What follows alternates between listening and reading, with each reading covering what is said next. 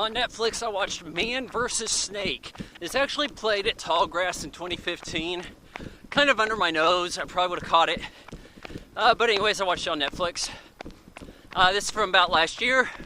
It's about this guy named Tim McVeigh. No, not Timothy McVeigh you know and hate. This guy's still alive. So in 1984, he got the high score on Nibbler, an arcade classic, if you will, or at least a game from that era, and a classic only in the sense that it had the highest scoreboard.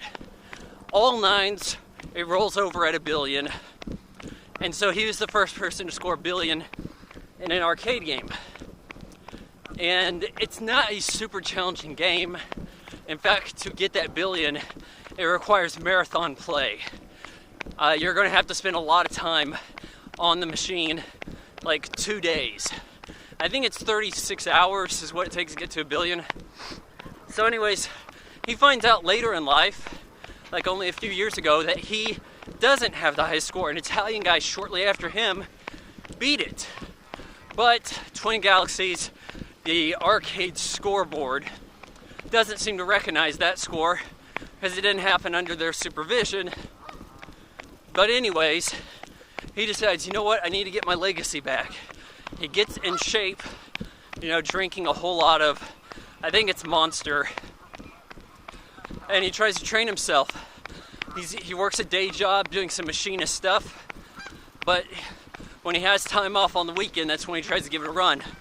There's another guy they try to put against him, and this wants to be King of Kong, a fistful of quarters, but Man vs. Snake doesn't quite pull it off. It's got a lot of the same stuff.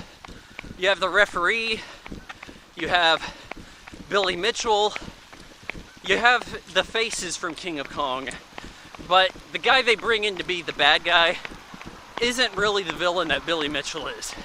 This guy, Dwayne, he's sort of a bad boy of the arcade scene, but they paint him up to be the bad boy. It's not really stuff he does that shows that he's the bad boy. And that's the more convincing way to make the bad boy. So he goes to this convention, I think they said it was PAX, or maybe it's E3, I don't know. And they're gonna go head to head on old cabinets and try to beat the high score. Well, Dwayne's machine breaks, and that's a huge risk you take here. These are old ass machines, over 30 years old, and you're trying to run up this high score consistently, and the board goes bad. It's more important that the machine be in shape than the people. And then, of course, our boy Tim, he checks out. He just gets tired. He gets fatigued.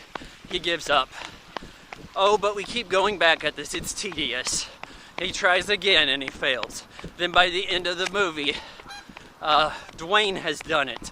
But he's discredited because it turns out his board refreshes the next level quicker than it's supposed to, because some component that timed that metric went bad. So then they're going at it, and then before you know it, Tim gets the high score. Oh, but at the conclusion of the movie, they've got an update for you. Other guys have done better. I mean, I get what it's going for here. It has some decent animation elements. It kind of looked like Bob's Burgers at points. And it made the story about the people, which when you're going to watch a documentary on video gaming, it's definitely better to be about the people than show a bunch of gaming footage. I just cannot stand streaming, guys. Watching other people play games just reminds me to actually play the game.